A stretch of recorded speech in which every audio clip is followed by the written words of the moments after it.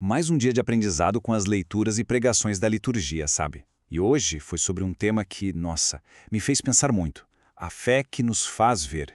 E não é só sobre acreditar, não. É sobre a capacidade de enxergar o mundo, a nossa vida, a nossa própria existência com um olhar completamente novo. E é exatamente este o ponto. Uma pessoa sem fé, ela enxerga a realidade de um jeito. Mas quando a fé em Cristo toca o coração, a perspectiva muda inteira. É como se a visão se iluminasse, ganhasse profundidade, ganhasse vida. E é sobre essa transformação fantástica, a partir da palavra de Deus, que a gente vai mergulhar um pouco mais agora.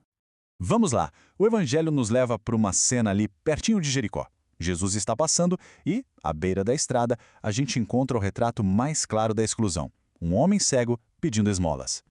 Vamos parar para pensar na condição desse homem? Ele não é só cego fisicamente. Ele está à margem, sabe, fora do fluxo da vida, e a sobrevivência dele depende da boa vontade dos outros. É um retrato muito poderoso da nossa própria miséria, da nossa cegueira, quando a gente está longe de Deus. E então, algo extraordinário acontece. No momento em que ele ouve que Jesus de Nazaré está por perto, uma faísca se acende dentro dele. A multidão, o pessoal que estava ali fisicamente mais perto de Jesus, tenta calar a boca dele. Mas a fé que estava brotando no desespero era muito, mas muito mais forte. E ele grita com mais força ainda. E aqui, olha, muita atenção porque este não é um grito qualquer, de jeito nenhum. Ao chamar Jesus de filho de Davi, ele faz uma profissão de fé. Ele o reconhece com o título do Messias, aquele prometido nas Escrituras. No meio da escuridão física dele, ele enxergou com uma clareza impressionante a verdadeira identidade de Jesus. E qual a reação de Jesus? Ele para. No meio da correria, do barulho da multidão inteira, Jesus interrompe a caminhada por causa do clamor de um único homem.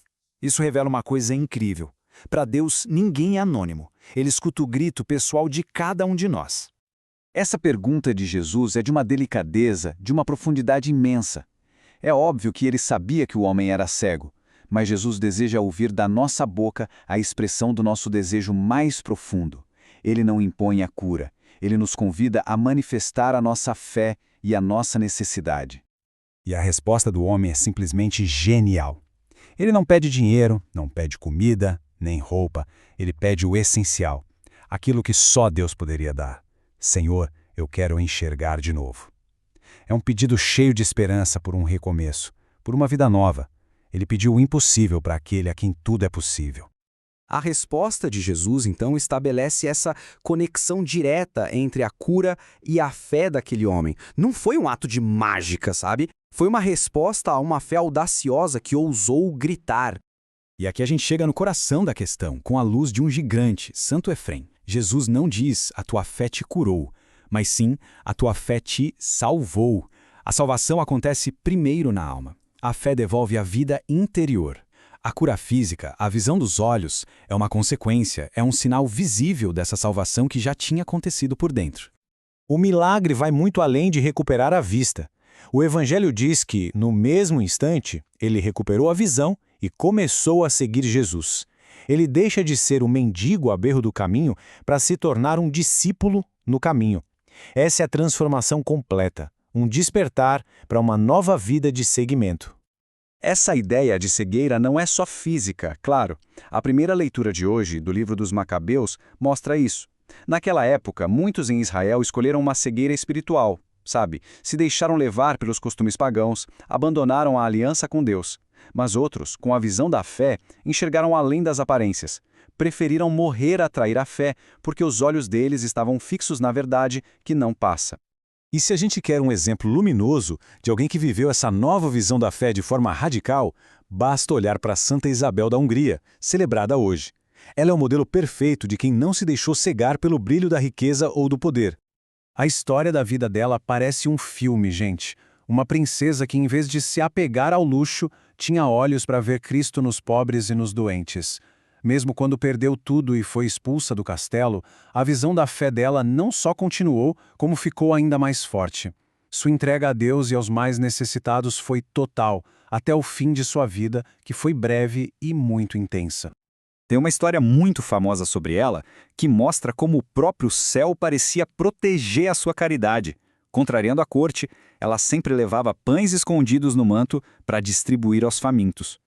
Um dia, o marido dela interceptou perguntando o que ela carregava ali.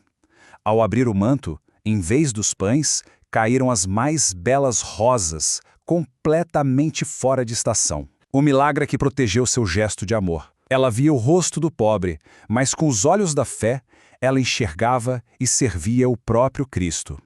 Essa frase de Santa Isabel resume a vida dela. A verdadeira nobreza, a realeza que fica, não está nos títulos aqui da terra, mas no amor que se doa. Essa é a coroa que a gente leva para a eternidade. Essa é a visão que a fé deu a ela. E agora, a história do cego de Jericó e o testemunho de Santa Isabel se unem e chegam até nós, nos questionando diretamente. Eles nos convidam a tomar para a gente a oração que mudou a vida deles. Essa é, talvez, uma das orações mais honestas e urgentes que a gente pode fazer. Porque todos nós temos nossas áreas de cegueira, a do orgulho, a do ressentimento, a do medo, a da falta de esperança. A gente precisa clamar para que o Senhor toque nossos olhos e nos devolva capacidade de ver a sua verdade, a sua beleza e o seu amor em tudo. E toda essa análise nos leva a esta reflexão final. Ao nos colocarmos diante de Jesus, o que a gente pede? A gente pede as esmolas do dia a dia, as pequenas soluções? Ou temos a coragem do cego de Jericó de pedir o essencial, a transformação da nossa visão? Qual é a cegueira que mais nos impede de caminhar? Que hoje a gente possa ter a mesma fé e a mesma coragem para gritar: Senhor, que eu veja de novo.